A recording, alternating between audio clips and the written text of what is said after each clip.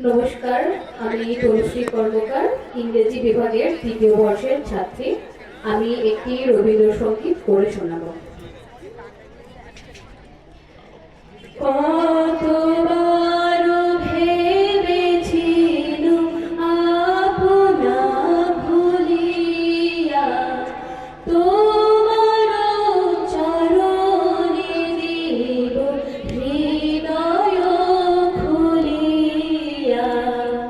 কতবার ভেবেছিলুম আপনা ভুলিয়া, চরণে ধরিয়া তব কহিব প্রকাশী, গোপনে তোমার সখা কত ভালোবাসি। ভেবেছি